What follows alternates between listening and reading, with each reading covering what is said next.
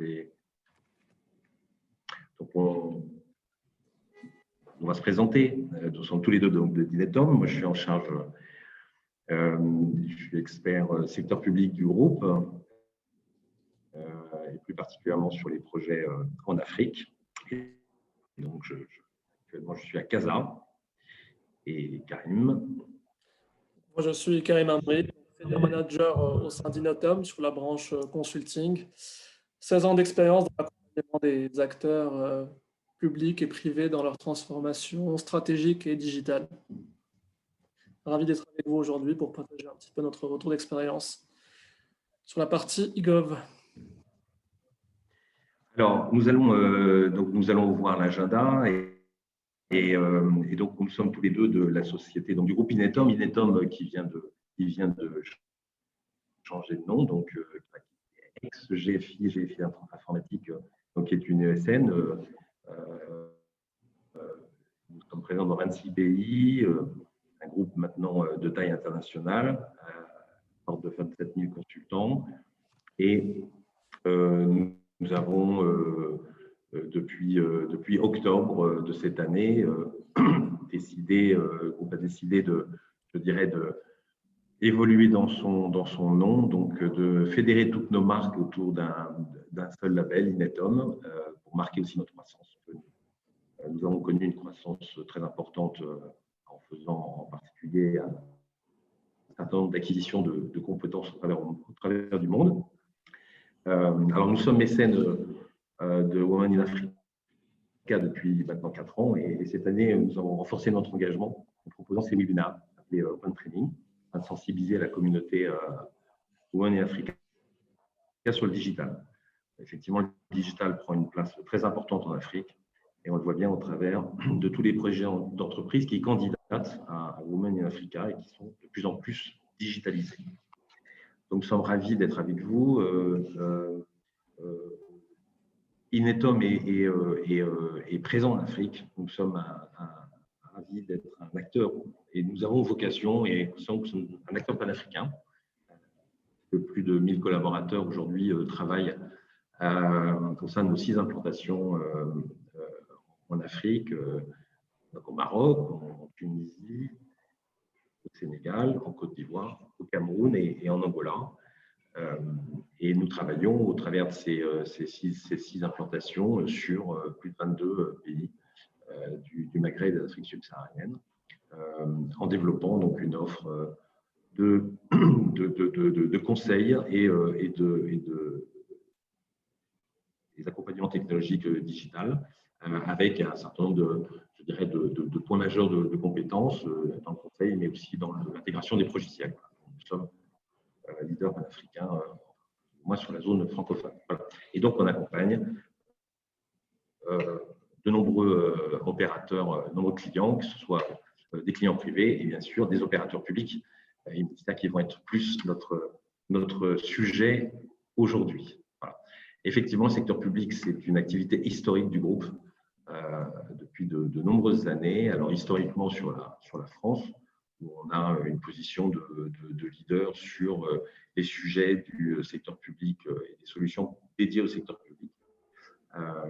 Et en Afrique, on développe cette offre et on déploie cette offre à la fois au travers d'une offre de conseil en stratégie de développement public, sur lequel Karim est très actif. Bien évidemment, on accompagne des projets de modernisation des systèmes d'information métiers sectoriels, et puis on met en place des plateformes. On verra au travers des illustrations de nos projets sur le e-gov.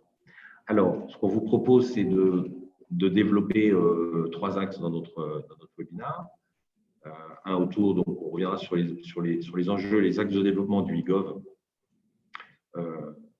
en niveau international et plus spécifiquement en Afrique.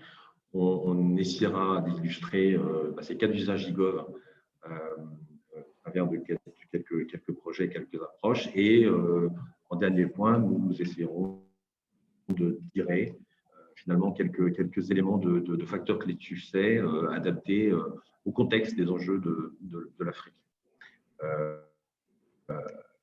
Donc, ce qu'on vous propose avec Karim, c'est on va dérouler notre présentation et qu'on consolide vos questions.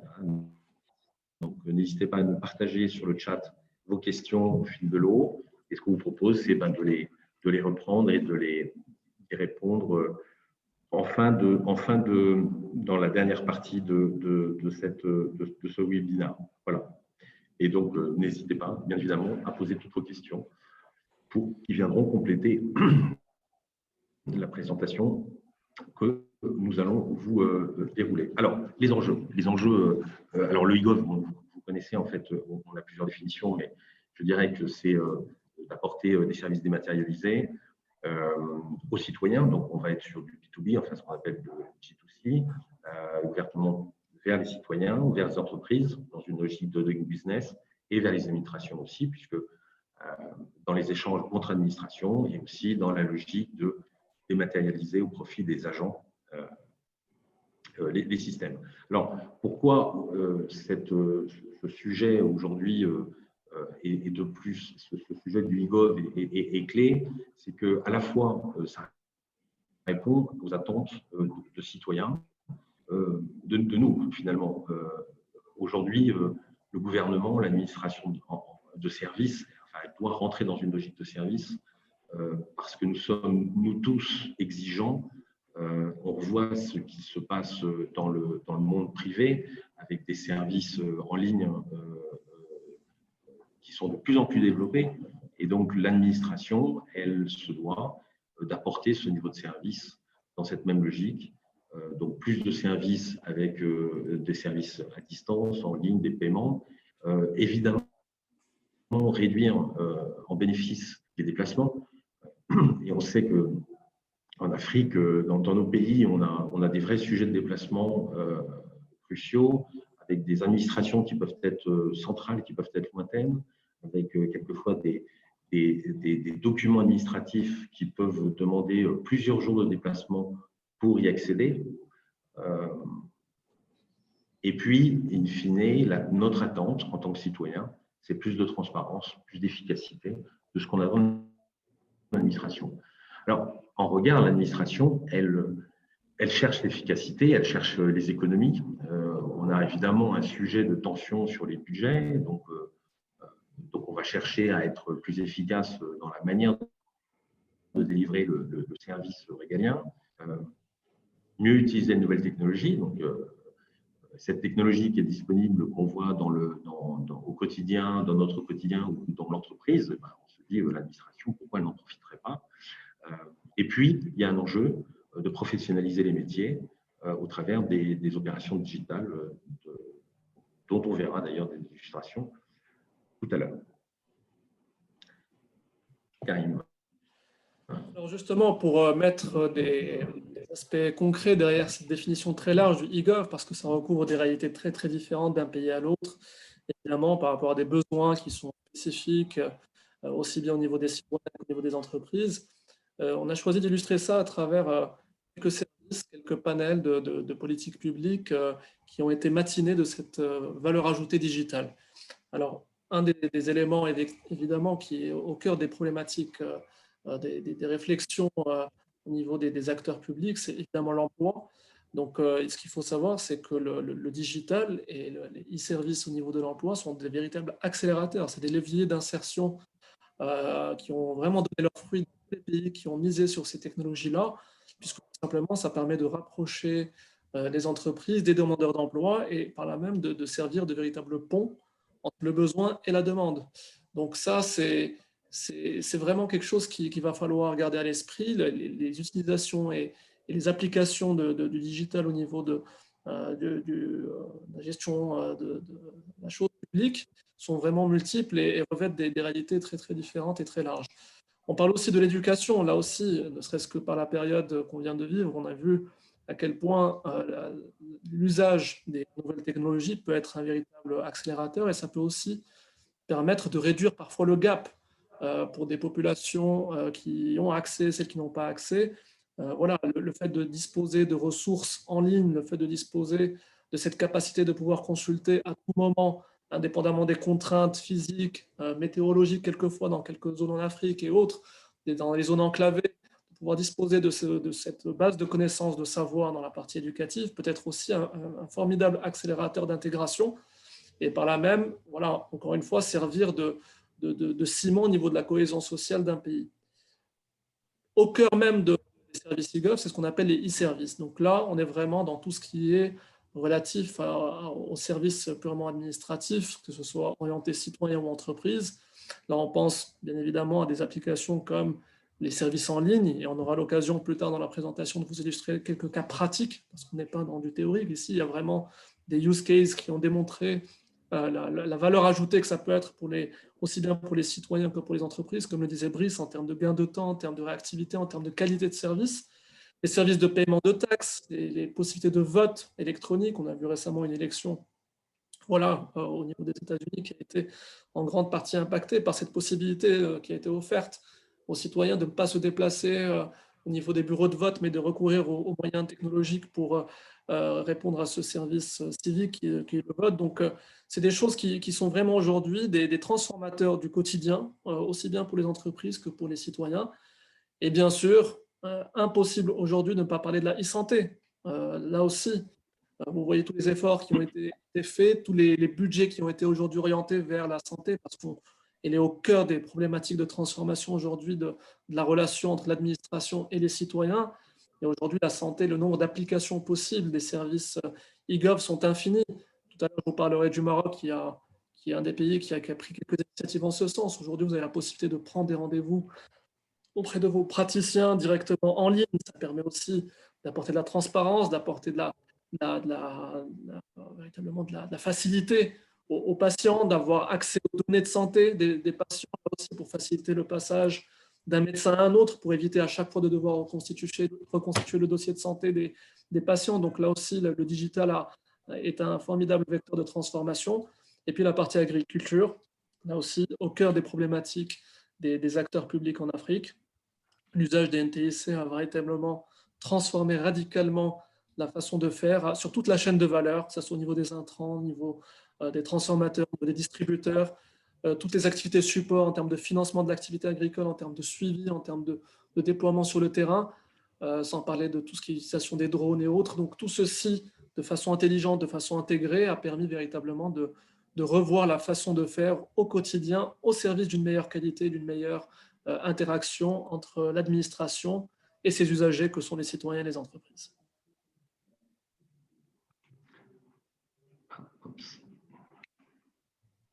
Alors, on a aujourd'hui, le e-gov fait partie d'un index dans lequel il existe une agglomération d'une quarantaine de critères qui permettent de positionner les pays, les Nations Unies qui font ça, les pays au regard des politiques e-gov, qui sont identifiés comme des vecteurs de développement économique, bien évidemment, et des développements de maturité. Donc, on retrouve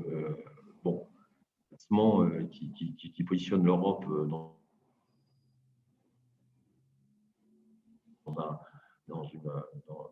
premier, avec l'Asie, les États-Unis, enfin l'Amérique dans une zone équivalente, et puis l'Océanie, et nous sommes en Afrique, je dirais, le continent, le dernier continent, mais sur lequel il y a eu effectivement des progrès notables. Et on y reviendra. L'Union européenne positionne un index qui est, je dirais, complémentaire et qui est intéressant sur le niveau de maturité en fait, des pays au regard de leur stratégie et de leurs résultats e-gov, à la fois en positionnant sur un cadran le niveau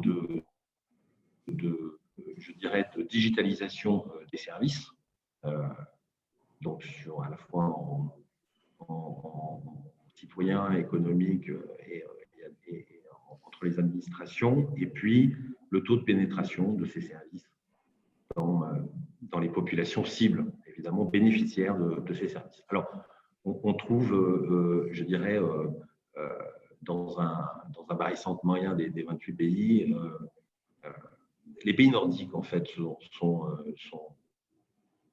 se positionnent très bien, avec Danemark et surtout l'Estonie, qui sont des pays emblématiques, je dirais, de politique qu'on propose de développer derrière.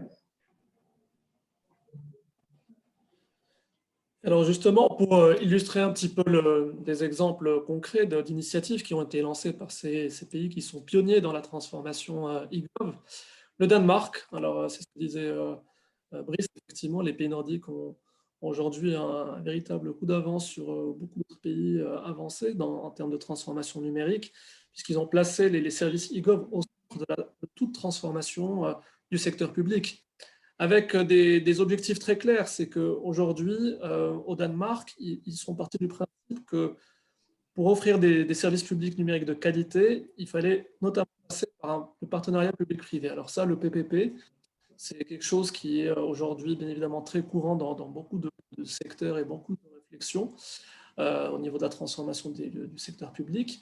Mais sur la partie digitale, c'est particulièrement vrai, puisqu'aujourd'hui, il y a des modèles, et on pourra en parler un petit peu plus tard, et potentiellement dans les questions que vous pourrez nous poser, il y a des modèles gagnants-gagnants qui placent aujourd'hui les acteurs privés au centre des transformations au service des citoyens et des entreprises. Donc ça, c'est quelque chose auquel le Danemark a beaucoup misé, et bien sûr avec des retombées derrière qui sont très importantes en termes d'économie et en termes de qualité de service qui se sont vus renforcés lorsque ces investissements ont été faits à travers ces logiques de partenariat. Alors ici, on vous a mis quelques chiffres, mais rendez-vous compte, on parle ici de 300 millions d'euros d'économies par an pour un pays comme le Danemark, qui n'est pas un très très grand pays de population, mais c'est évidemment, vous mesurez l'ampleur et le potentiel et le gisement d'économie que ça peut représenter à l'échelle de l'Afrique, où bien évidemment on parle de populations beaucoup plus importantes. Donc c'est là aussi quelque chose qui est très très important à garder à l'esprit. Et puis surtout le taux de satisfaction, c'est-à-dire qu'on n'est pas là dans une digitalisation forcée, on n'est pas dans quelque chose qui est fait de façon irrationnelle, on est vraiment avec toujours en mettant l'utilisateur au centre de la problématique de transformation. Là aussi, j'ai envie de dire, nous, on a beaucoup travaillé sur les stratégies de modernisation de l'administration, et on se rend compte que très souvent, malheureusement, on a l'impression qu'on modernise l'administration pour l'administration, alors que c'est faux. Il faut absolument mettre l'usager au centre de toute stratégie de transformation digitale. C'est pour ça que, vous le verrez tout à l'heure aussi, il y a un certain nombre de prérequis en termes d'identification des citoyens. Là, on parlait de la mise en place d'un portail, donc on est tout de suite orienté utilisateur. Donc, ils ont mis en place un portail avec 2000 services offerts, des services électroniques, des services numérisés qui sont disponibles. Il y a un registre qui identifie tous les citoyens. Donc là, on a vraiment fait le deuil du traitement papier, c'est-à-dire qu'il y a évidemment la carte d'identité physique, mais l'usage qui en est fait, il est 100% numérique. Et donc, la signature numérique a été mise en place, rendez-vous compte, dès 2001. C'est-à-dire qu'on parle de 19 ans de retour d'expérience. Donc, c'est un pays qui, encore une fois, a très, très vite misé là-dessus et qui a su, encore une fois, avec les tiers de confiance, avec l'usage de différentes technologies de sécurité aussi, pour que, encore une fois, on évite tous les travers qui peuvent être liés au digital, notamment des cas de fraude ou autres. Donc, l'infrastructure a été pensée pour, encore une fois, garantir la qualité. Et s'il y avait un chiffre à retenir, c'est vraiment sur 93%. On est vraiment dans un taux de satisfaction qui est extraordinaire et qui montre la valeur ajoutée de la chose. Et enfin, sur le modèle danois, juste pour terminer, on ne peut pas réfléchir uniquement infrastructure, technologie, sensibilisation, communication, s'il n'y a pas aussi le volet juridique. Donc, ils ont aussi mis en place une loi qui obligeait les Danois à communiquer par voie numérique. C'est-à-dire que, bien sûr, ça pose la question des prérequis, de l'alphabétisation et autres, puisqu'il y a évidemment une mise à niveau à faire. Mais derrière, ce n'est plus une alternative, ce n'est plus une autre voie pour le faire. C'est la voie digitale et la voie consacrée pour interagir avec l'administration. Donc là aussi, en termes de mindset, en termes d'approche, on est sur quelque chose qui est très, très disruptif, pour utiliser un terme qui est adapté d'ailleurs du digital, c'est-à-dire qu'on change la vision qu'a le citoyen, l'usager et l'entreprise de son administration et dans la façon dont il doit interagir avec elle. Il doit passer par le numérique. Deuxième exemple, c'est l'Estonie, effectivement, dont parlait Brice. Alors, 1,3 million d'habitants, vous me direz, c'est pas sur une population très très large, mais pour autant, le chiffre à retenir ici, c'est 99% des démarches se font en ligne. Et pourquoi on a pris cet exemple-là, de l'Estonie? Puisque tout simplement, eux, ils ont vraiment envisagé le digital comme étant un prérequis, là aussi, de tout service public. C'est-à-dire qu'on est vraiment dans ce qu'on appelle un État plateforme.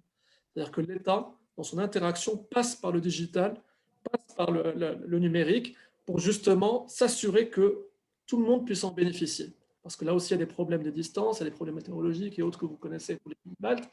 Et l'idée ici, c'est que voilà, très très vite, avec notamment, vous le voyez ici dans les objectifs, de la formation numérique qui est mise en place. Donc, il y a un investissement dès le plus jeune âge. On habitue les populations à utiliser le numérique comme au quotidien. Donc, ce n'est pas quelque chose qui va être un frein par la suite.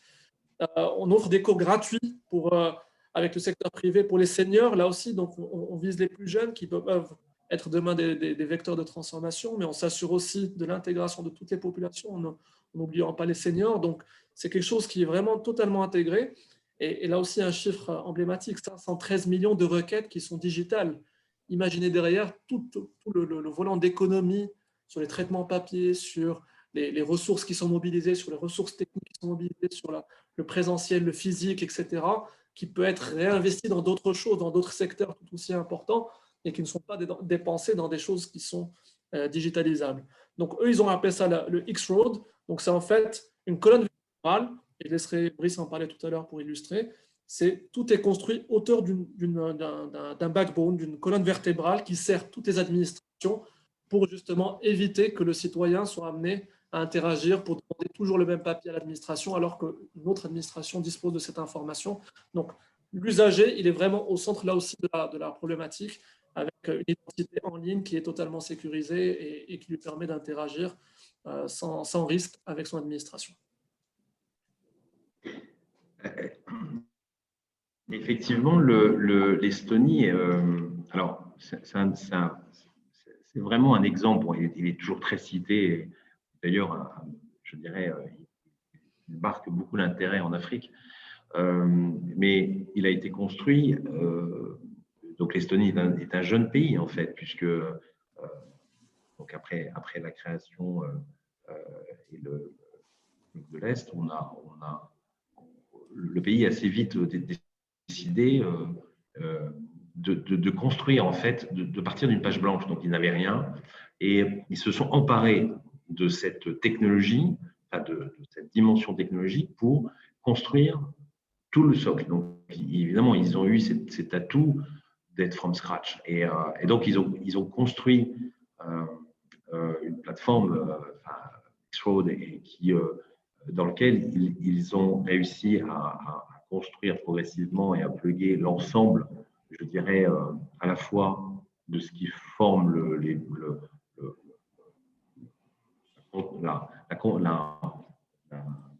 je dirais la base de l'urbanisation, en fait, donc à la fois des registres et des référentiels communs, de l'identité, et ensuite les différents services sectoriels qui puissent partager ces référentiels communs d'identification,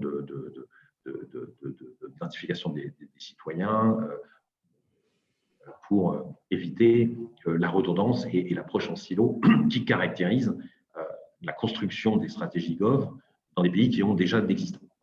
Donc, ils sont vraiment allés au bout de la logique et ce qui a permis d'être agile et de construire aussi une administration autour de ces process digitalisés. Voilà. Donc, et aussi en amenant à la fois en faisant évoluer sur les activités du secteur privé qui sont en lien avec, je dirais, les citoyens sur des utilities comme l'énergie, les opérateurs telco, effectivement toute la banque. Et ça a été effectivement une réussite, quelque chose un peu une réussite d'un modèle idéal. Voilà. Donc, maintenant, en Afrique, on en est où? Alors, on a effectivement des déclinaisons où on va retrouver, je dirais, donc, dans les sous-régions, l'Afrique du Sud qui est plus en pointe dans la moyenne, qui se rapproche, je dirais, de la moyenne, des autres continents, et puis l'Afrique du Nord, qui a pu aussi capitaliser avec des moyens supérieurs et entrer dans une dynamique de digitalisation plus importante. Et effectivement, que ce soit l'Afrique de l'Ouest qui a besoin de continuer cette progression au travers d'un certain nombre d'expériences et de cette stratégie qui est long terme autour de la mise en place des politiques et des activités IGOM. Alors, par exemple, maintenant, un peu plus concrètement, qu'est-ce qu'a fait le Maroc, Karim? Alors oui, on va parler du cas du Maroc. Permettez-nous de partager un cas qu'on connaît bien. Alors le Maroc a misé sur ses services e-gov depuis une bonne dizaine d'années, voire un petit peu plus même. Et l'idée derrière, c'était véritablement d'améliorer l'expérience usagée.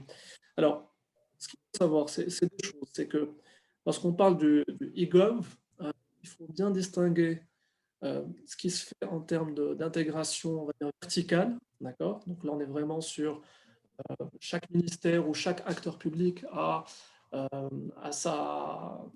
une volonté de réfléchir de façon partagée avec les autres, de ce qui se fait de façon horizontale, donc des actions qui sont vraiment transverses. Et là, on va prendre le cas d'une action qui est transverse, en l'occurrence, c'est tout ce qui concerne les services publics avec la mise en place d'un portail. Donc ça, j'ai envie de dire, c'est une des étapes premières pour justement réfléchir à une transformation digitale et à mettre en place des moyens pour renforcer l'efficacité et l'efficience d'une administration. C'est déjà de recenser, et ça peut paraître simple, mais ça ne l'est pas toujours, de recenser toutes les initiatives qui ont été prises de façon unitaire, ministère par ministère, ou acteur public par acteur public. Donc là, en l'occurrence, aujourd'hui, vous arrivez au Maroc, vous avez un portail qui s'appelle servicepublic.ma, dans lequel, ça peut paraître basique, mais c'est très très important, vous avez tous les e-services qui sont recensés. Donc ce service-là n'est qu'un portail de redirection qui vous oriente vers les ministères en question lorsqu'il s'agit de la partie état civil avec le ministère de l'Intérieur, lorsqu'il part la partie fiscalité avec le ministère de l'Économie et des Finances, avec un certain nombre de services qu'ils ont mis en place, la partie douane pour les exportateurs et autres, la partie aussi, j'ai vu une question tout à l'heure par une des personnes qui participent, qui parlait du Brésil et de la façon dont ils interagissent avec les étrangers et pour lesquels elle avait beaucoup de difficultés à interagir.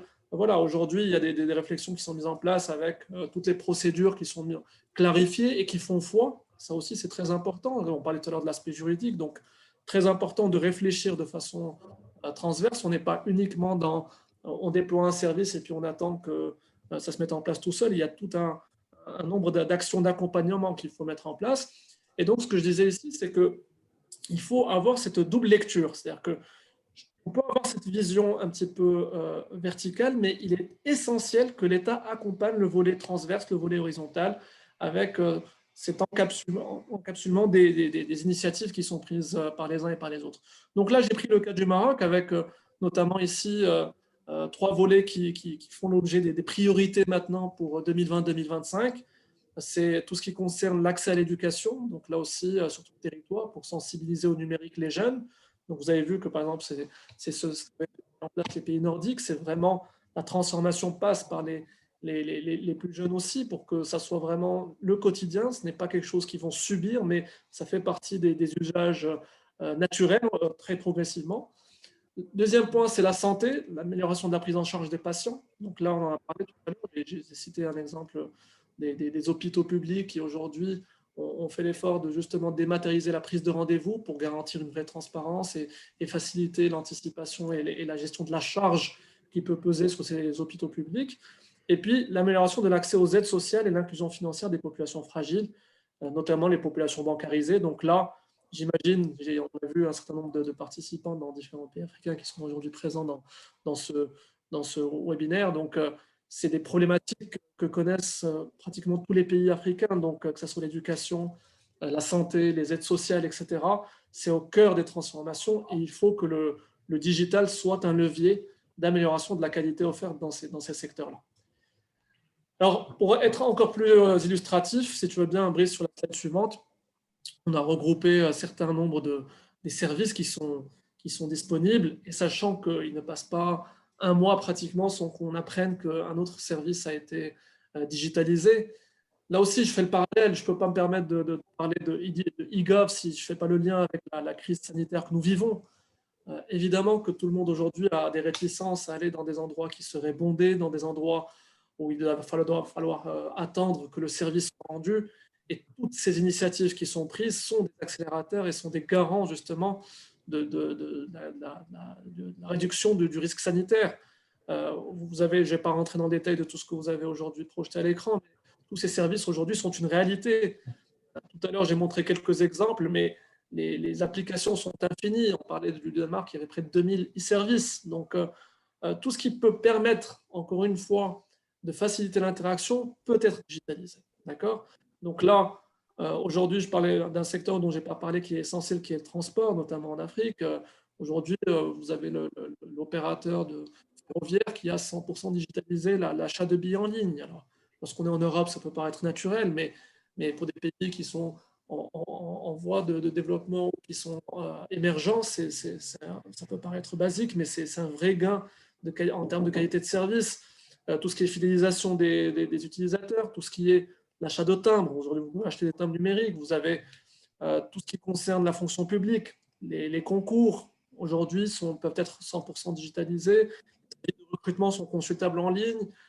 Chacun peut se positionner dessus. Donc, le monde de la justice, très très vaste, là aussi avec des possibilités en termes de e-gov qui sont infinies, en termes de réception de tout ce qui concerne les casiers judiciaires ou autres qui peuvent être digitalisés, qui sont utilisés au quotidien au Maroc. Donc, tout ceci participe justement à moderniser la relation entre l'État et l'entreprise, entre l'État et le citoyen. Et puis, je me permettrai, j'ai vu déjà une question par rapport à cette relation, d'y revenir à la fin pour répondre aux questions. N'hésitez pas, encore une fois, pour toutes celles et ceux qui veulent poser des questions, à revenir sur ce point. C'est aujourd'hui une façon véritablement de transformer la relation entre le citoyen, l'entreprise et l'administration. Donc, je me permets de réinsister sur ce point. Les pays qui investissent aujourd'hui dans ces services e-gov participent au-delà des classements Doing Business et autres que vous connaissez ou des choses qu'on vit au quotidien en tant que simple usager. C'est un vrai facteur de transformation, d'attraction des investisseurs, de facilitation du quotidien des citoyens. Alors, effectivement, si on voit un autre cas, qui je dirais qui est un peu à l'opposé, qui est, enfin, à l'opposé. Le cas Mauritanie et d'autres pays d'Afrique subsaharienne se sont emparés en fait de ces sujets d'e-gov, mais en mettant en place des stratégies, donc des stratégies numériques, digitales numériques. Tous les pays ont mis en place effectivement des plans stratégiques pour structurer. Alors, on a pris le cas de la Mauritanie parce que, mais vous connaissez un peu, mais pour le coup, d'autres s'inscrivent un peu dans cette même logique. Qu'est-ce qu'on retrouve dans ces stratégies numériques? On retrouve un socle, déjà, la question d'un socle d'infrastructure. Donc, ça, c'est un vrai sujet, un élément fondamental qui est développer l'infrastructure, l'accès des citoyens aux services dématérialisés. Alors, que ça soit le web le web versus le mobile, donc est moins développé, le web est moins développé. Donc, ce qui est important aussi, c'est des infrastructures télécom, qui vont permettre de soutenir, donc en fonction des situations de chaque pays par rapport à la question des câbles Internet et des grands réseaux, chaque pays est dépendant de fibres, donc chaque pays, c'est déjà, vraiment les sujets sont bien engagés, c'est déjà armé à mettre en place des infrastructures réseau, ensuite de stimuler et de faciliter l'accès aux moyens. Donc, ça a été des politiques en Côte d'Ivoire sur un ordinateur pour tous, qui visent aussi à doter en équipement ou accompagner les populations sur l'utilisation. Et puis, il y a le travail avec les opérateurs FAI pour que, effectivement, ce service soit accessible à des coûts réduits. Donc, il y a encore, comme vous le savez tous, beaucoup de travail dans ce domaine, mais je dirais que c'est vraiment une dynamique avec la régulation opérée par les États sur les mobiles. Ensuite, le deuxième axe va être de développer, de donner un cadre structure, un cadre juridique au développement des TIC. Donc, ce sont à la fois des éléments de régulation sur les télécommunications, des éléments sur la gouvernance,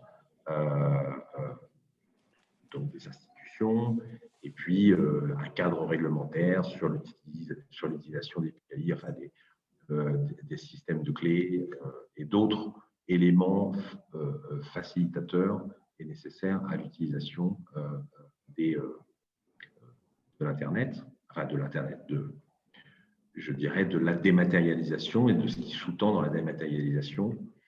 Enfin, ensuite, on va mettre en place, évidemment, une infrastructure e-gov. Donc là, derrière le réseau, donc on va travailler sur les moyens d'avoir des applicatifs et des infrastructures data center.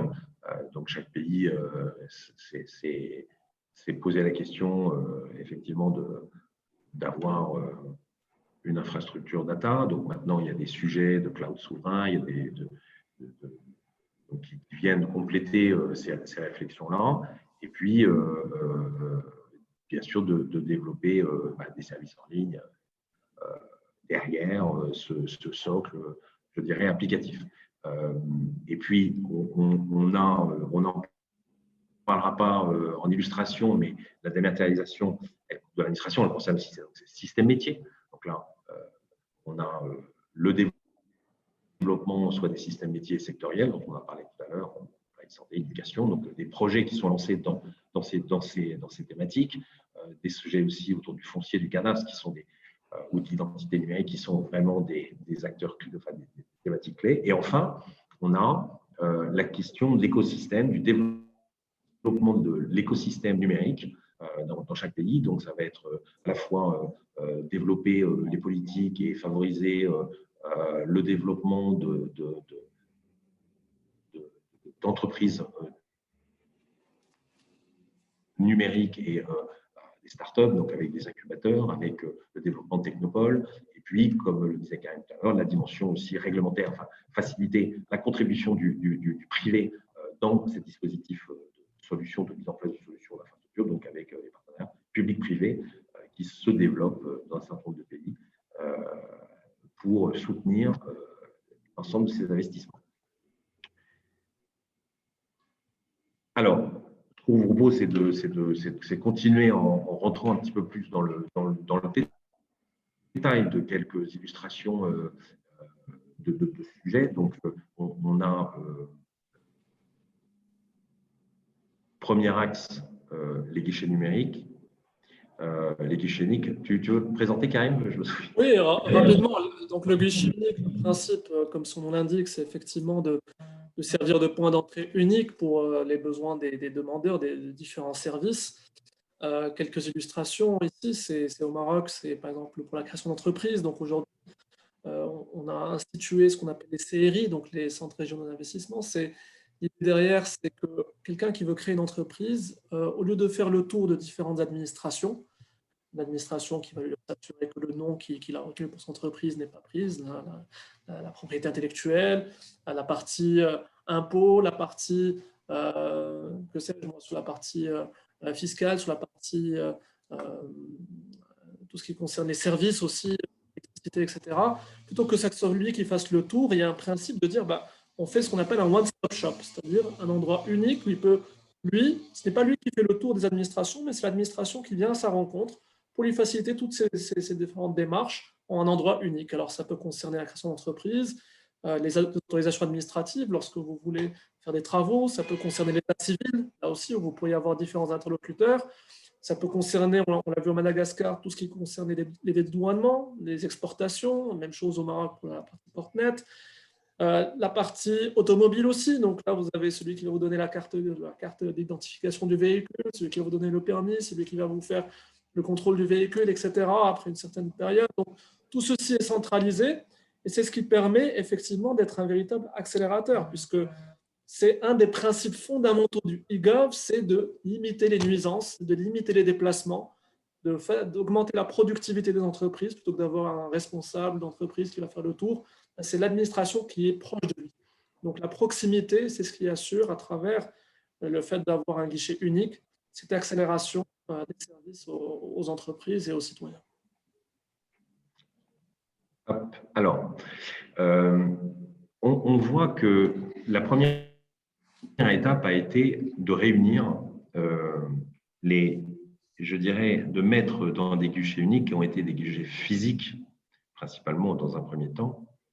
Par exemple, la création d'entreprises dont on parlait tout à l'heure, l'objectif, ça a été concrètement de mettre dans un même lieu, dans un premier temps dans un même lieu, les différents représentants des structures et des organismes qui participaient à l'inscription d'une entreprise de façon à accélérer le processus de création d'une entreprise qui est bien évidemment un élément un levier majeur pour le développement économique, donc, qui a permis aussi à un certain nombre de pays de progresser dans un autre classement, j'ai parlé, qui est Doing Business, qui permet d'évaluer le développement, enfin l'accès, l'environnement d'affaires, pardon, et dont la digitalisation est un des leviers importants. Alors, la deuxième étape, en fait, c'est de continuer cette dématérialisation par la plateforme, par la dématérialisation des procédures administratives, mais en sortant un peu de ce silo. Alors,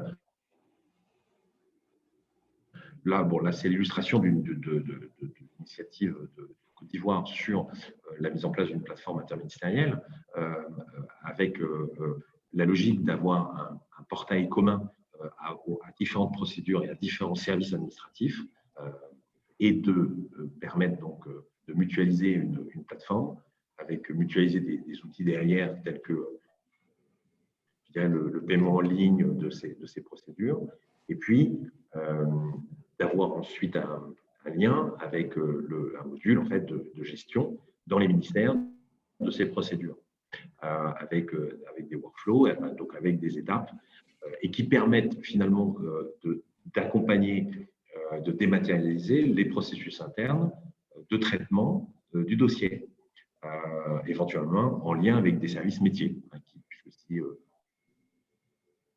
j'ai des applications métiers qui permettent je dirais, d'instruire le dossier de façon automatique.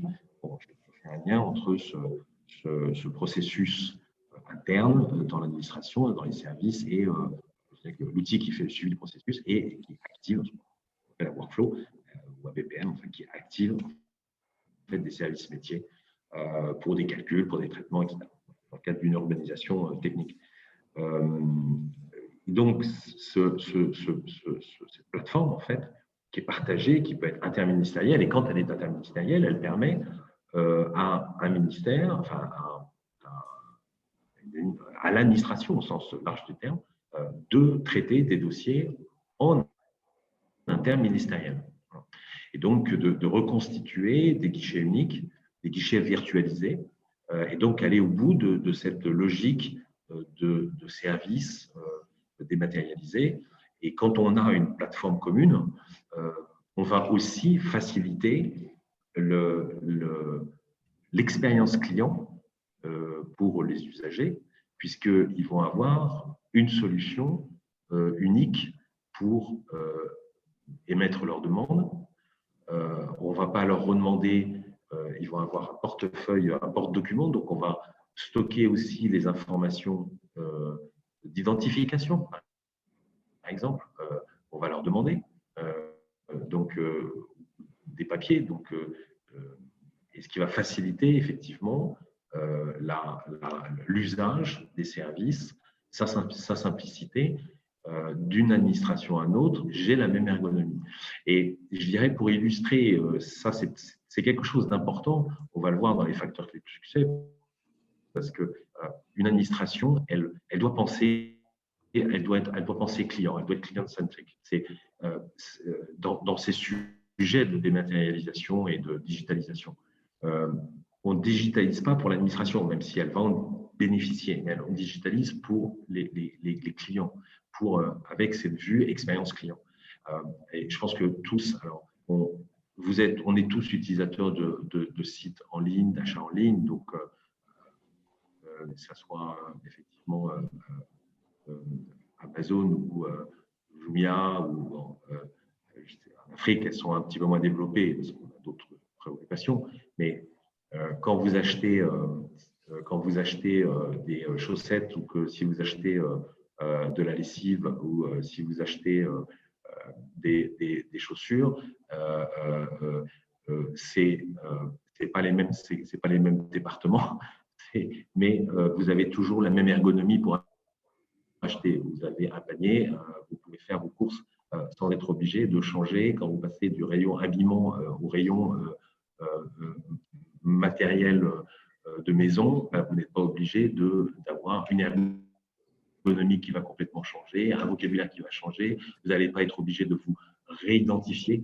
Donc, si vous vous placez en tant que client, il y a un vrai bénéfice finalement à avoir une plateforme interministérielle. Et c'est l'objectif. Évidemment, c'est compliqué parce que c'est lié à un existant. Et quand on a un existant en silo, on est obligé de créer des plateformes internes, ce qu'on appelle des hubs, mais qui rentrent dans la technique et complexifient quand même la mise en œuvre de ces sujets. Donc ça, c'était l'exemple d'une plateforme. Dans un autre registre, le e-gov va aussi être dans un rôle d'État plateforme, mais un rôle d'animateur de filière. Donc là, on est sur l'illustration d'un exemple ici en Côte d'Ivoire, dans la région du Bélier, sur un programme qui est cofinancé par la Banque africaine de développement et qui vise à mettre en place une plateforme pour les agriculteurs et pour l'ensemble de la chaîne de valeur, qui permet en fait de favoriser et de renforcer les capacités des agriculteurs, mais aussi d'apporter les nouvelles technologies auprès des agriculteurs, mais auprès aussi des acteurs, que ce soit les fournisseurs d'intrants, que ce soit les transformateurs, les distributeurs, voire le consommateur final qui peut accéder à des informations sur les marchés, à des informations sur la disponibilité des produits. Donc, ce rôle de l'État est d'animer en fait au travers des nouvelles technologies et de plateformes, en fait, puisque l'objectif c'est la mise en place d'une plateforme digitale, mais qui permet d'accompagner le développement de toute une filière agricole. Et ça, c'est des bénéfices réels qui sont apportés par le digital et qui vont au-delà de uniquement mettre les services en ligne, puisque l'administration porte aussi un rôle, le gouvernement porte aussi un rôle pour favoriser le financement pour les agriculteurs, pour faire de l'acculturation, pour permettre de créer de créer des centres de distribution. Donc, c'est vraiment une animation d'un écosystème. Et donc, ça se traduit par je dirais une plateforme qui délivre un ensemble des services, à la fois permettre d'améliorer la productivité agricole, donc un certain nombre de services autour de l'information sur les météo, sur les marchés, les prix de marché, le conseil et la vulgarisation agricole, donc, ou l'accès à des services financiers. Ça permet d'améliorer les opérations et la gestion des moyens de production, la gestion aussi administrative, la gestion de production et gestion administrative d'une exploitation agricole. Et enfin, ça gère des moyens technologiques plus innovants de collecte des informations sur à la fois, en l'occurrence, c'est l'expérimentation d'objets connectés, d'aide à l'agriculture, de mettre aussi, de fédérer un dispositif avec à la fois, puisque à la fois il y aura des services en ligne, mais il y a aussi le lien avec une aide sur un helpdesk, donc un call center pour aider les agriculteurs qui ont des questions et favoriser la collaboration avec des plateformes collaboratives, des échanges collaboratifs. Donc on met les nouvelles technologies au service d'une filière, on connecte les acteurs, on apporte de la transparence, on apporte aussi de la traçabilité et de la valorisation des données. Un des points de difficulté des agriculteurs, c'est que dans l'obtention, par exemple, des crédits, c'est qu'aujourd'hui, les opérations ne sont pas valorisées. C'est-à-dire qu'on ne connaît pas aujourd'hui l'agriculteur ou une coopérative a des difficultés à accéder au financement parce qu'elle n'a pas d'actifs et elle a donc du mal à se porter caution et elle a du mal à obtenir des financements, même de trésorerie. Mais parce qu'elle a du mal aussi à présenter des chiffres, à présenter des données financières. Une partie, effectivement, des flux aussi sont informels. Donc, au travers de la plateforme, les échanges sont dans la plateforme, donc ça permet de justifier d'un volume d'activité et donc d'obtenir du financement ou d'obtenir des assurances. Donc, on est dans une dynamique vertueuse qui est apportée finalement par le digital qui apporte sa pierre dans ce dispositif. Alors, maintenant, et pour aller vers la conclusion, parce que je vois qu'il ne reste pas beaucoup de temps qui arrive, nous avons été bavards, peut-être, vous savez, donc déjà une synthèse je dirais, des grandes dimensions, des points clés. Alors, oui, c'est pas simple hein, de résumer en une slide tous les facteurs clés de succès. On ne va pas prétendre, nous, en une heure, faire le tour d'un sujet aussi vaste et aussi passionnant que le e-gov. Simplement, on est évidemment conscient que tout ce qu'on vous dit là, il y a des prérequis. Il y a toujours des prérequis. Il y a une réalité aussi africaine, puisque avec nos interlocuteurs et nos amis des différents pays frères d'Afrique. Mais au-delà de ces prérequis qui sont toujours connus sur l'informatisation, là on parle beaucoup de digital, mais quelquefois on est vraiment au niveau de l'informatisation.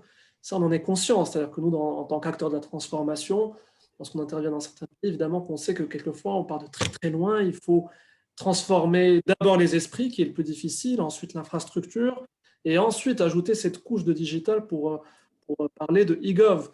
Mais pour autant, ici, on a essayé de synthétiser, comme le disait Brice, un certain nombre de prérequis, de facteurs clés qu'il faut sécuriser pour s'assurer justement de la réussite de ces projets de transformation et de ces politiques volontaristes vis-à-vis du e-gov. Donc, le premier, c'est d'abord d'instaurer un cadre institutionnel et réglementaire adapté. On en a beaucoup parlé tout à l'heure. Changer les mentalités, quelquefois, ça demande du temps, mais ça peut aussi s'accélérer à travers la voie réglementaire et la voie légale. Donc ça, les exemples ne manquent pas pour montrer que des pays ont décidé d'accélérer les transformations en mettant en place un certain nombre de lois qui rendent institutionnel le passage par la voie digitale. Donc ça, c'est quelque chose sur lequel tout acteur public qui souhaite se lancer dans le e-gov peut se servir du levier réglementaire comme accélérateur de transformation.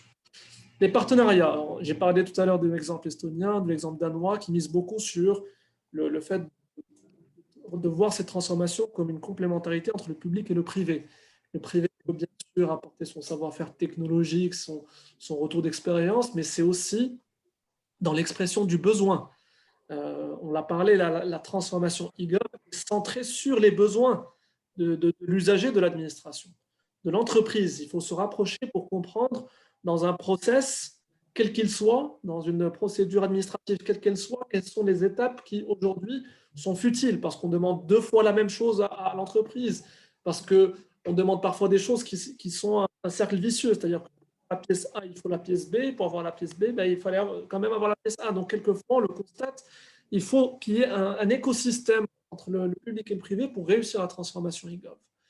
Financement, c'est le nerf de la guerre, comme toute transformation et encore plus lorsqu'on parle de e-gov, parce qu'il y a des investissements à faire à la fois en termes de formation, en termes de refonte des process, parce que je l'ai dit, décréter qu'on va faire du e-gov, il faut, comme je l'ai dit, simplifier les procédures, c'est un préalable. On ne peut pas juste dupliquer les procédures telles quelles. Il faut réfléchir en quoi le digital va permettre de supprimer certaines étapes dans le process, va peut-être permettre de réfléchir à quels sont les documents dont dispose déjà l'administration, qu'elle ne va pas redemander. Donc, tout ceci nécessite des investissements, sans parler de la couche technique, infrastructure et autres, qui est bien sûr très, très demandeuse en financement, mais il y a besoin que l'État soit volontariste et qu'il mise sur ces programmes-là avec des investissements importants. L'engagement, donc on parle d'acculturation, c'est ce mindset, cette culture du digital qui doit être inscrite dans l'ADN dès le plus jeune âge, mais couvrir toutes les strates de la population, avec là aussi, bien sûr, une réalité africaine qu'il faut prendre en compte, cet analphabétisme parfois qui rend la chose difficile, mais pas uniquement. Moi, je ne vise pas les analphabètes quand je dis ça. Vous avez aussi des gens qui sont totalement aptes à utiliser l'outil digital, mais qui ont des freins et qu'il faut lever, qu'il faut identifier, qu'il faut lever grâce à de la conduite du changement, grâce à de la transformation et de l'acculturation. Renforcement des capacités, c'est justement mettre en place des infrastructures robustes pour soutenir cette transformation. Il n'y a rien de pire pour une entreprise à qui on dit du jour au lendemain, très bien, aujourd'hui, pour déclarer vos taxes, vous allez utiliser tel outil, et puis manque de peau, l'outil, on n'a pas dimensionné de la façon suffisante, et puis à la fin du mois, oui, parce que les déclarations se font en fin de mois, tout le monde est connecté au même moment, et puis la plateforme ne fonctionne pas. Ça crée des grandes perturbations. Derrière, c'est les réclamations, c'est tout le service entre guillemets après-vente qui doit se mettre en place pour rassurer sur le fait qu'il y a un délai qui va être ouvert. Voilà, donc là aussi, il faut s'appuyer beaucoup sur les experts pour dimensionner intelligemment et de façon très juste l'infrastructure pour que les capacités soient adaptées aux besoins. L'identification des besoins des citoyens et des entreprises, c'est ce que je disais tout à l'heure, c'est vraiment cibler les services prioritaires. Encore une fois, le e-gov, ce n'est pas juste se décréter, ça peut aussi se faire de façon échelonnée. Donc, peut-être en priorisant les procédures qui sont les plus utilisées. Donc ça, je parlerai du cas du Maroc, où effectivement, il y a eu un gros travail de simplification, par exemple, que je connais, mais pas uniquement. Mais la première des choses qu'on a fait, c'est d'identifier déjà sur le fameux site service public quelles étaient les procédures les plus consultées. Voilà, c'est tout bête. Mais dès lors qu'on a identifié, c'est les permis, c'est les cartes d'identité, c'est les passeports, plus 3-4 autres services pour les entreprises. Voilà, on sait que le premier effort, ça va être de voir comment est-ce qu'on peut digitaliser ces services-là. Ça peut paraître un peu bête, mais c'est du Pareto. Vous avez 80% des besoins qui sont couverts peut-être par 20% des procédures. C'est peut-être sur celle-ci qu'il faut cibler l'effort et l'investissement dans un premier temps. L'interface, Brice en a beaucoup parlé, il faut quelque chose qui soit ergonomique. Il n'y a rien de pire pour un citoyen à qui on promet un service e-gov qui se retrouve devant une usine à gaz qui est encore plus complexe que ce qu'il aurait eu s'il s'était présenté en physique au sein d'une administration. Donc, pour repenser l'interface, c'est l'ergonomie des sites qui soient clairs, simples, orientés utilisateur, pas orientés vers l'usager, pour que justement l'interface soit la plus agréable possible et que vous fidélisez finalement vos utilisateurs. L'interopérabilité, le meilleur exemple, c'est l'exemple estonien. Ils sont partis d'une page blanche et se sont dit, voilà, on va construire une colonne vertébrale sur laquelle vont se plugger les différents services de l'administration. Donc ça, c'est pour s'assurer que tous les systèmes puissent communiquer entre eux. Ça, c'est un principe aussi qui est plutôt anglo-saxon, ce qu'on appelle le tell us once. Dites-le nous une seule fois. L'administration, oui, il y a un ministère X, un ministère Y, etc. Mais cette information-là, du point de vue de l'usager, et il faut se placer du point de vue de l'usager, lui, il a déjà communiqué le fait qu'il a changé d'adresse, par exemple. Il n'a pas à venir vous le redire à chaque fois en produisant le même papier, etc. Il l'a déjà dit à l'administration avec un grand A. Donc le e-gov peut servir cette interopérabilité, cette communication entre les différents systèmes, les différentes administrations pour casser les silos. D'accord? Donc ça, voilà, les impôts communiquent avec les gens qui sont responsables de relations administratives, qui communiquent avec les responsables au niveau communal, qui communiquent avec les utilities, qui iront brancher demain. Donc ça, c'est l'interopérabilité sur laquelle il faut s'orienter. La montée en compétences, comme toute transformation, mais j'ai envie de dire encore plus celle-ci, le e-gov, voilà, c'est du changement. Et comme tout changement, il faut miser sur les femmes et les hommes qui feront ce changement. Vous ne pouvez pas décréter que vous êtes un État digital. C'est un investissement à faire pour que les compétences en termes de compréhension, à tout niveau, utilisateurs comme ceux qui vont travailler sur les projets digitaux, et on va le voir juste après avec la réflexion sur comment conduire un projet digital avec Brice, c'est de l'investissement sur les compétences humaines. C'est elles qui vous garantissent in fine la réussite ou l'échec d'un projet, ça passe par l'humain. Et enfin, l'identité numérique comme socle de tout le reste. Comme je l'ai dit, ça ne sert à rien de se lancer dans ces réflexions-là si vous ne voyez pas l'utilisateur comme étant un point d'entrée. Donc, dès lors, son identité doit être totalement numérisée, quel qu'il soit, personne physique ou morale. C'est lui qui sert de pivot à tous les outils qui vont être mis en place pour lui faciliter ces différentes démarches administratives. Voilà quelques facteurs clés de succès. Je te repasse la parole, Brice, peut-être pour nous parler un petit peu sur la digital, justement. Ouais. Oui, parce qu'en fait, on a résumé, un peu issu aussi de notre expérience, tous ces, je dirais, ces 10 briques à mettre en œuvre. Mais pour les mettre en œuvre, il faut faire un projet. Et même si on est agile, on a un projet de transformation à conduire. Et ce projet de transformation digitale, au sein d'une administration, et en particulier, pour le réussir, ça repose sur les hommes, ça repose sur un projet de transformation. La technologie n'est jamais le problème adhérent, jamais. Et bon, à la fois parce qu'il existe beaucoup de technologies et que chacun, à la fois que ce soit l'administration ou les partenaires, est compétent dans ces sujets-là. Donc, voilà, on peut expérimenter, il peut y avoir des bugs, etc. Mais le vrai projet, le vrai sujet est un sujet de travailler en mode projet. Et travailler intuitif, c'est pas parce qu'on a décidé, parce qu'on a mis un cadre réglementaire pour que ça se réalise. Il faut conduire un projet, même en agile, qui va de A à B. Et ça, c'est le frein. Un des premiers freins, c'est aujourd'hui de créer ces projets de digitalisation et de services en ligne sur des projets transversaux. Transversaux au sein d'un ministère ou transversaux en interministériel ou interdépartemental. Et ça casse, cette démarche projet est à l'orthogonale de l'organisation classique dans une administration qui travaille en mode silo, où toutes les décisions remontent dans la ligne hiérarchique, alors qu'un mode projet, ça fait travailler des personnes de management intermédiaire, des référents métiers, qui sont issus d'administrations différentes. Et ça, c'est une des premières difficultés, c'est que ça nécessite beaucoup de gens, beaucoup de compétences et un processus de décision qui est complexe. Et il faut le prendre en compte, sinon les projets n'aboutissent pas. Et malheureusement, beaucoup de projets n'aboutissent pas par rapport à ce premier frein. Le deuxième, c'est qu'on va dématérialiser. Mais on dématérialise ça, tout le monde est d'accord. Mais la réalité, c'est que nous, dans l'administration, on a cette culture du papier et on a cette culture de ce document, du document de référence, du parapheur. Et dans les systèmes qu'on met en place, qui sont des systèmes de e-gov ou des systèmes métiers, par exemple dans les finances publiques ou autres, sur lesquels on intervient en Afrique, on se pose la question, on digitalise, on a des process internes digitalisés et on veut rematérialiser, c'est-à-dire qu'on va réimprimer un document dématérialisé. Et ça, c'est naturel, c'est humain en tant qu'administration et c'est un vrai frein parce que ça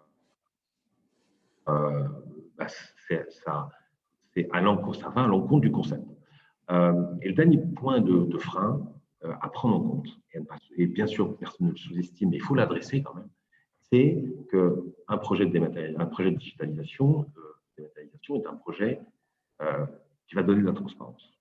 Et quand on donne de la transparence, on va à l'encontre de ce que l'administration a, depuis très longtemps, poussé ses agents. Elle a poussé ses agents à détenir des pouvoirs locaux En contrepartie, je dirais, peut-être d'une rémunération moins importante, en contrepartie d'autres défauts que peut avoir l'administration, mais qui étaient compensés par le fait que voilà, on a une place dans l'administration et cette place, on sait l'utiliser, on va dire. Et que le management, disons, n'est pas que comme dans le privé. Quand on va mettre en place du digital, on va casser ça. On va donner de la transparence sur les process. On va rendre égalitaire tous les citoyens devant la même procédure. Et il faut accompagner les agents qui sont dans un modèle vers un autre modèle. Et ça nécessite des efforts de management, ça nécessite une application. Et bien évidemment, c'est complexe à traiter. Et si ce n'est pas traité, ça ne fonctionnera pas, clairement. Et ça sera un échec total ou partiel. Pour faire ça, donc, les moteurs de changement, on va retrouver, je dirais, de ce qu'on a dit tout à l'heure, un certain nombre de bonnes pratiques. Bien évidemment, ça ne se fait que si on a un sponsoring, un projet avec un sponsoring. Et là aussi, il faut peut-être un sponsoring interministériel. Et c'est souvent difficile de mettre tout le monde autour de la table dans des prises de décision, dans le management d'un prestataire, dans une interaction avec un bailleur de fonds qui est souvent encourage et accompagne ces démarches. Il faut mobiliser, faire l'empowerment d'une équipe projet restreinte qui elle-même va s'appliquer la dématérialisation, la digitalisation. Par expérience, on conduit des projets où l'équipe projet, donc les membres pour faire des ateliers, on fait une convocation qui est signée du directeur général. Donc, vous imaginez, on fait des ateliers, une cinquantaine d'ateliers, il y a 50, il y a des convocations. Et s'il n'y a pas la convocation, les personnes ne viennent pas. C'est à l'orthogonale de l'administration de ce qu'on se propose comme service. Donc là aussi, il faut rassurer, il faut mettre en place une équipe projet solidaire et dont les moyens de dématérialisation, de digitalisation qu'elle va utiliser vont être effectivement à la portée et elles vont être les ambassadeurs de cette manière de travailler. Alors, évidemment, malheureusement, je dirais, la situation depuis 6 mois au travers du Covid qui nous a amené, nous en Afrique, à faire plein de projets à distance, entre autres de nos différentes bases en Afrique, facilite un petit peu, je dirais, ce travail de travailler en mode dématérialisé, mais je dirais, elle est toujours contrainte un peu par la culture sur laquelle il faut travailler au quotidien. Simplifier les procédures, il faut les simplifier, mais on les simplifie que si on considère qu'on se pose la question à chaque étape, à quoi sert le document que je demande dans le parcours du citoyen et dans ce dont il aura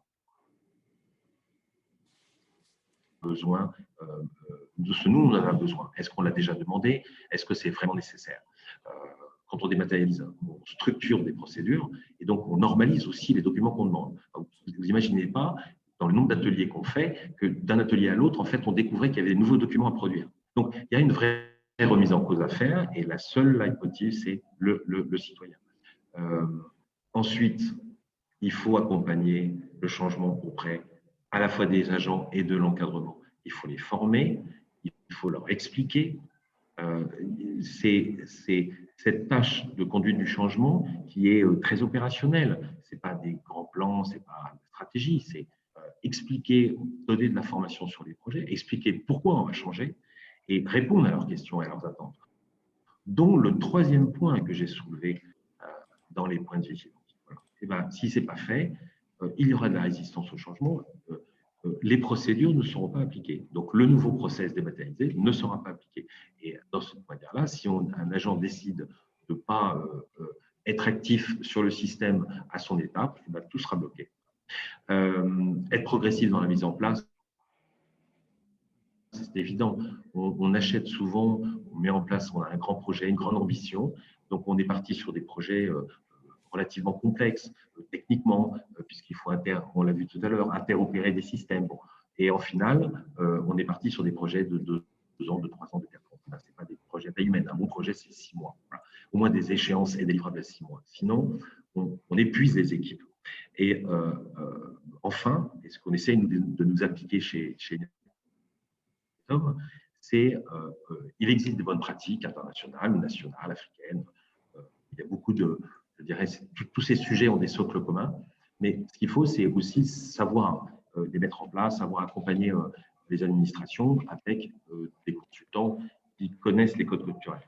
Puisque c'est là aussi une manière, humblement, de conduire le changement en expliquant sans imposer et en prenant, je dirais, la nécessaire, parler le même vocabulaire. Voilà. Et ça aide.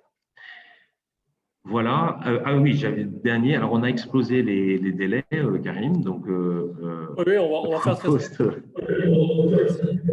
C'est voilà. Juste, voilà, c'est la dernière slide pour synthétiser un petit peu ce qu'on s'est dit aussi. Donc, complémentarité digitale physique, ça, c'est un facteur clé de succès. C'est une approche e-gov. Aujourd'hui, on ne peut pas non plus faire totalement abstraction de la nécessité de conserver des points de service et des points d'appui physique, tout simplement parce que vous allez avoir des populations qui ne sont pas aptes à utiliser, qui vont, malgré tous les efforts qu'on pourra déployer, et là on parle de réalité, on n'est pas dans du théorique, malgré tous les efforts, il y a besoin de cette proximité. L'humain reste important, donc on n'est pas non plus dans une logique où on dit qu'il faut tout digitaliser, ce n'est pas l'objet.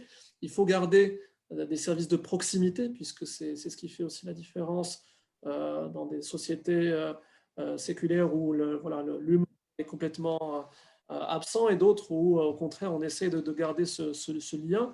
Et donc, l'idée, c'est par exemple de déployer des réseaux de ce qu'on appelle des kiosques administratifs. C'est donc des facilitateurs qui, pour les populations qui n'arrivent, malgré tous les efforts, pas à intégrer le process digital, elles doivent quand même disposer, au même titre que tous les autres, et ça, j'ai envie de dire, c'est constitutionnel, on doit être égaux en termes de services par rapport à l'administration. Pour ces populations-là, il faut quand même penser le physique pour compléter, notamment dans certains territoires isolés qui ne disposent pas de connexion, des choses comme ça, essayer malgré tout de rendre le service. Parce que la priorité, c'est d'abord de rendre le service. Le digital est un facilitateur, est un accélérateur. J'ai beaucoup utilisé ce terme d'accélérateur, mais il faut d'abord rendre le service. Donc, on peut penser des mécanismes, des façons de faire pour compléter le digital par le physique lorsque c'est nécessaire. La couverture territoriale est fonctionnelle. Ça, c'est quelque chose qui est essentiel. Là, on a parlé de l'axe humain, c'est-à-dire des populations qui ne vont pas se reconnaître dans le digital malgré tous les efforts. Il y a aussi l'axe géographique, des populations qui sont totalement isolées. C'est une réalité dans notre quotidien africain. C'est toujours le cas. Des populations dans des zones montagneuses qui ne peuvent pas avoir accès au réseau, etc. Qu'est-ce qu'on fait? Il faut s'assurer d'avoir cette couverture géographique en renforçant l'infrastructure de base. D'accord? Donc, c'est des investissements pour les zones rurales, les zones enclavées, les zones difficiles d'accès. Il faut repenser le modèle. Il y a là aussi un certain nombre d'initiatives, on ne va peut-être pas avoir le temps de toutes les aborder ici, mais qui permettent justement de rapprocher l'usager de l'administration. Autre point aussi très, très important, c'est le partenariat public-privé. Je réinsiste dessus. Associer les acteurs privés, ce n'est pas uniquement dans la partie technique, faire appel à un cabinet expert en digital, ce n'est pas uniquement ça, c'est aussi comprendre le besoin, centrer sur les besoins de l'utilisateur, et puis surtout derrière, le privé, ça on l'a vu dans plusieurs pays européens qui ont fait ça, peut-être aussi un relais auprès des citoyens pour promouvoir l'utilisation par exemple d'un guichet unique, pour promouvoir l'utilisation d'un e-service. Donc ça aussi, le partenariat ne doit pas être vu simplement sous l'angle technique ou expression de besoin, mais ça peut être aussi un relais de communication et de promotion de l'usage de ces e-services. Et enfin, la notion de service clé en main, c'est ce qu'on l'a dit, simplifier l'utilisation pour les usagers. Pensez des projets qui sont gérés de bout en bout. Ne voyez pas un projet comme étant splitté en celui qui va exprimer le besoin, ce n'est pas celui qui va suivre l'implémentation, qui n'est pas celui qui va utiliser le service. Donc ça, c'est vraiment cette logique d'équipe projet qui assure cette continuité de bout en bout. C'est aussi quelque chose qu'il faut garder à l'esprit lorsqu'on réfléchit à la mise en œuvre d'une stratégie e-gov. J'ai simplement une petite anecdote pour terminer sur ce que disait Brice, et là aussi pourquoi moi je suis très optimiste par rapport à ce que j'ai vu comme transformation ces dernières années. Récemment, on a accompagné la mise en œuvre d'une stratégie sectorielle. Bon, je vais la citer, c'est la stratégie du développement durable au Maroc. Et par essence, l'usage du papier devait être proscrit, parce que vous ne pouvez pas dire on va développer une stratégie de développement durable et rester sur des usages papier pour convoquer les gens au comité, des usages papier pour relater de l'avancement des projets, des usages papier pour interagir, contester tel rapport, etc. Et donc, tout de suite, naturellement, on s'est orienté vers le digital et on a mis en place un outil qui permettait de suivre l'avancement, qui permettait d'inviter les personnes, qui permettait d'avoir tous les comptes rendus en ligne, d'avoir toute la partie gestion des documents en ligne, d'avoir toute la vie du projet de mise en œuvre d'une stratégie sectorielle très complexe, multi-acteurs, multi-secteurs, totalement digitalisée. Ça a permis de faciliter au quotidien la relation entre les différentes administrations et on est au cœur de cette transformation digitale. Là, on n'était plus sûr, on attend la convocation officielle du DG. Ça y est, on a cassé les pratiques. Les gens qui étaient dans différents ministères participaient parce qu'ils avaient vu dans le site qu'il y avait un comité tel jour. Ça valait invitation papier. On n'était plus dans des traitements un peu archaïques par rapport à ça. Et progressivement, les mentalités changent et le niveau d'adhésion à ces projets augmente naturellement. Donc voilà, on a essayé humblement avec Brice de vous présenter en quelques minutes retour d'expérience. Quelques paires de minutes et on va répondre aux questions. On va surtout, voilà, ce qu'on voudrait, c'est répondre à quelques questions. Il y a eu déjà un des encouragements et entre autres de Oumi là, sur l'intérêt de ce webinaire. Merci. Alors, on a effectivement plusieurs questions de Josiane sur effectivement donc Gabon. Elle parle du Gabon et c'est des applications donc de type e-participation et donc je dirais de témoignages des citoyens et quelque part aussi d'alerte, puisqu'elle parle de la question des violences faites aux femmes, et qui est un sujet extrêmement important. Donc oui, ça fait partie des je dirais des sujets de la participation, démocratie, participation des citoyens dans un axe de démocratie. Donc, évidemment, sur lequel le digital, on parlait du vote aussi, sur lequel le digital peut aider, au même titre que, voilà, on le fait dans les entreprises aussi, et qu'on le fait là, comme on fait aujourd'hui avec un webinar de façon dématérialisée. On se retrouve, je dirais, à 10 pays au moins. Voilà. Alors, il y a des sujets Alors, juste peut-être, Brice, juste pour donner peut-être un cas d'usage, justement sur la partie démocratie participative, sur lequel le digital peut être un accélérateur. Par exemple, au Maroc, par exemple, on a fait le choix de la territorialisation et de la régionalisation. C'est-à-dire que les régions, aujourd'hui, sont un acteur essentiel dans la transformation du territoire. Et je peux vous parler d'un cas très, très concret, c'est qu'on a travaillé avec un conseil régional sur comment est-ce qu'on rapprochait les citoyens de leur conseil régional et de savoir comment est-ce qu'ils pouvaient participer à l'élaboration de la stratégie de développement de la région. Et donc, ce qu'on a fait, c'est qu'on a développé une plateforme très, très simple de recueil d'idées, d'accord, qu'on avait classée en fonction du volet infrastructure, économique, social. Donc, plateforme qui n'avait vraiment pas coûté grand-chose. Et derrière, ça avait permis de recueillir plus d'une centaine d'idées de projets très concrètes. Alors, bien sûr, il y avait des filtres qui permettaient justement de s'assurer qu'on recueillait des projets qui étaient faisables, qui correspondaient aux besoins, voilà, mais on était vraiment dans un exercice de démocratie ouverte, vraiment participatif, où les gens pouvaient s'adresser directement à leurs élus en disant, voilà, pour moi, dans la province Intel, il me semble intéressant de miser sur tel ou tel projet économique ou sur tel ou tel. Voilà, la zone Intel, aujourd'hui, elle n'est pas desservie parce qu'il y a un problème d'infrastructure. Donc, on était vraiment dans l'interaction et c'est des exemples très concrets.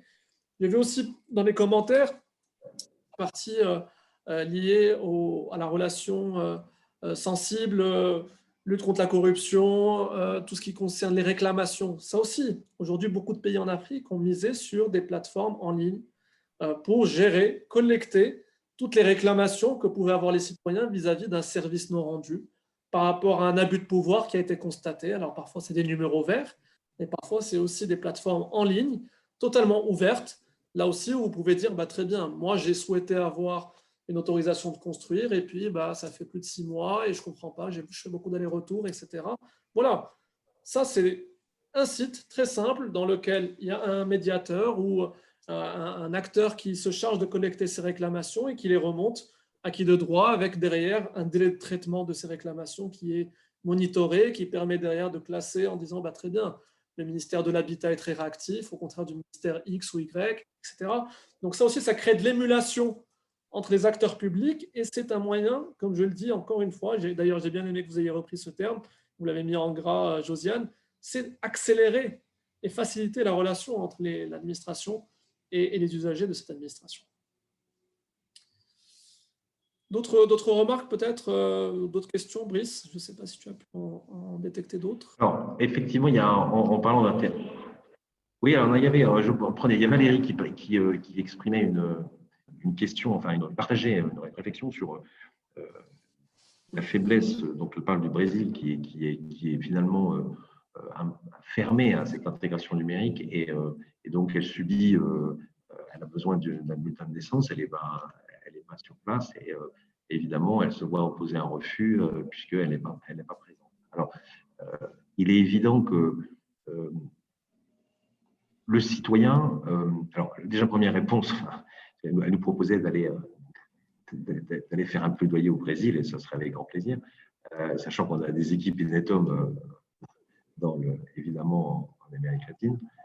Mais il y a un index, dans les index eGov maintenant, on intègre, on prend en compte l'ouverture des services gouvernementaux à l'extérieur. Voilà. Donc ça, c'est un des critères, parce que ce que vous évoquez était vraiment un vrai enjeu.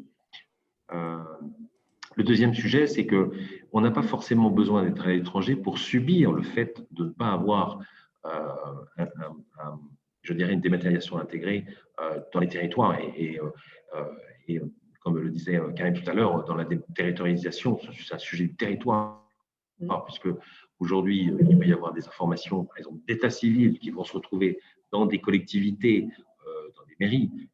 Et si on n'a pas soit un projet national, soit ou un cadre réglementaire avec des initiatives locales pour dématérialiser des actes, eh ben, on a une inégalité de rupture vis-à-vis aussi de ce service public. Et plus on va avancer, donc on a en finale, nous citoyens, on a un rôle à jouer pour effectivement pousser les décideurs sur l'importance d'intégrer cette digitalisation dans les facteurs clés de succès, dans les attentes en termes de citoyens. Il y a aussi, on a un sujet vers les bailleurs sur lequel nous on agit aussi. La dimension NTIC, nouvelles technologies, n'est pas encore suffisamment prise en compte dans les financements des bailleurs, dans leur programme. On renforce les capacités, ce qui est bien, mais aujourd'hui, on doit aussi aider les pays et dans le cadre du développement sur la mise en place de ces nouvelles technologies avec des projets complets et dotés, qui est un des sujets, mais qu'on a vu qui est finalement un sujet potentiellement simple versus accompagner les métiers, faire la conduite du changement, expliquer et résoudre aussi des sujets d'organisation qui sont au cœur de la mise en place effective des solutions. Karim, est-ce qu'il y avait d'autres questions? Non, mais aussi sur cette question-là, elle est essentielle et même au cœur des problématiques. Nous, on l'a vécu justement lorsque on travaillait avec les territoires. C'est que derrière, vous avez une constitution, très bien, qui a décidé que, bien évidemment, tous les citoyens avaient droit à un service de même qualité où qu'ils se trouvent. Mais par le même mouvement, il y a une déconcentration, c'est-à-dire qu'on va transférer des pouvoirs du central vers le territorial, et on va dire finalement chaque région, par exemple, ou dans le cas du Brésil, je crois que c'est des États fédéraux, par exemple, chacun a la latitude finalement de faire ses propres investissements. Et là, vous voyez très très vite le décalage qui va se créer en termes de qualité de service, en termes de niveau de dématérialisation d'une région très très riche qui dispose des moyens et une autre qui ne l'est pas, et qui va poser la question en disant mais vous avez transféré cette compétence au territoire de dire chaque région est libre d'investir ou pas dans la dématérialisation, mais moi, je ne peux pas m'amuser à aller d'une région à une autre et devoir tout refaire à zéro, mon dossier. Ici, j'ai le droit de demander en ligne, ici, je n'ai pas le droit parce que j'ai déménagé. Donc, vous comprenez très vite cette problématique devant laquelle se trouve chaque décideur public de dire très bien, qu'est-ce qu'on fait? Et c'est là où, comme le disait Brice, c'est très, très important qu'il y ait je reviens sur ce que je disais tout à l'heure, c'est le fameux horizontal. C'est-à-dire qu'à un moment, l'État, avec un grand E, d'accord, ou l'administration avec un grand A, doit décider de mettre en place des projets nationaux. L'Estonie, lorsqu'elle décide de mettre en place un backbone, c'est-à-dire une colonne vertébrale, elle fait abstraction du volet territorial. C'est-à-dire qu'elle dit que ça, c'est derrière, tout va se greffer sur cette colonne vertébrale, mais il y a une cohérence d'ensemble. Il y a un niveau de service qui est sécurisé à la base. Après, charge à chaque région d'aller investir encore plus loin. Mais il y a un tronc commun, il y a des services de base qui doivent être uniformisés, qui doivent être garantir, encore une fois, une égalité de service et un niveau de service égal d'une région à l'autre. Et ça, c'est une vraie problématique aujourd'hui auxquelles sont confrontés les acteurs territoriaux parce qu'il y a inégalité des moyens vis-à-vis de ça, inégalité des compétences présentes, inégalité de la maturité des populations en face, problématiques territoriales d'enclavement et autres. Donc ça aussi, c'est quelque chose qu'il faut garder à l'esprit. Et c'est, comme le disait Brice, et je le rejoins totalement, c'est en tant que citoyen, et là je parle du citoyen, justement d'aller pousser pour qu'il y ait ces investissements qui soient faits, que tout le monde soit sur un même pied. Alors, nous voyez, nous sommes chez Inetom extrêmement passionnés par ces sujets, donc Oui, on peut en parler des heures. on doit aussi maîtriser le temps. Voilà, et on va aller, donc il y a une dernière question, je ne sais pas si vous avez des dernières questions, n'hésitez pas, parce que je vais proposer qu'on aille vers plus que la conclusion, la fin. Donc il y a une question de Joséphine sur J2C, J2B, J2J, est-ce que ce sont des sigles universels?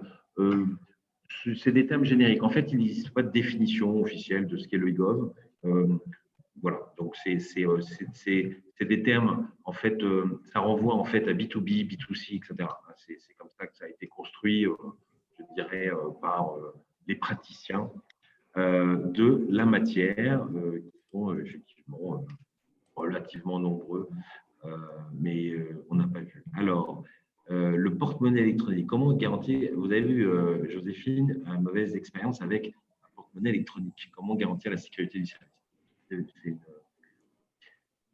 C'est une question. Après, il faudrait voir la nature effectivement du problème.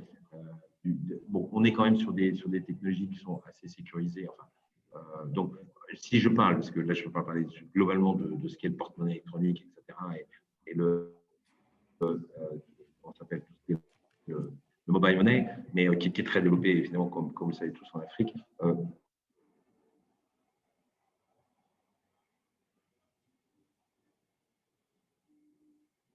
Je dirais les services e-gov, quand ils utilisent des gateways, enfin, des passerelles, pardon, qui sont des passerelles de type privé. Hein, donc, en fait, on mutualise, voilà. Donc, je dirais que ce soit mobile, chaque opérateur telco et même a une plateforme qu'on utilise. Voilà. Donc, voilà. Je ne sais pas si Orange Money, en l'occurrence, voilà. Donc, mais bon, c'est quand même un levier. C'est-à-dire qu'en Afrique, on est leader de ces sujets sur le mobile money. Je ne dirais pas que c'est les Africains qui l'ont inventé, mais enfin, au moins qui l'ont inventé, qui l'ont pratiqué en premier. Et ces ruptures de saut technologique, au même titre qu'on est passé de pas grand-chose ou très peu, on n'est pas passé par le filaire, on est tout de suite passé sur le mobile avec un déploiement extrêmement prometteur. Maintenant, il faut encore qu'on ait des datas qui soient évidemment à la hauteur du financement, enfin que ce ne soit pas trop cher. Ce n'est pas encore le cas aujourd'hui, mais bon, Inch'Allah, on va y arriver. C'est que de la même manière, au sens administratif, il faut qu'il y ait une rupture technologique. On n'est pas obligé, une administration, de recopier les procédures administratives et la lourdeur administrative qui a été peut-être au fil de centaines d'années ou éventuellement héritée d'un passé qui n'est pas forcément la force de ce qu'a pu apporter la France je dirais, dans cette culture administrative. Elle a d'autres qualités, mais je dirais la bureaucratie digital est là pour vraiment simplifier les choses et il ne faut pas mettre de la complexité administrative. Voilà, et ben, je crois que nous n'avons plus de questions. On va vous remercier avec Karim de votre participation, de vos encouragements sur l'intérêt de ce webinaire. Et puis, nous espérons vous retrouver bientôt, peut-être sur d'autres webinaires et encore tous nos encouragements à Women in Africa et ses initiatives. Absolument. Extrêmement intéressant. Merci infiniment à toutes et à Karim, tous. Merci beaucoup. C'était un plaisir. merci beaucoup.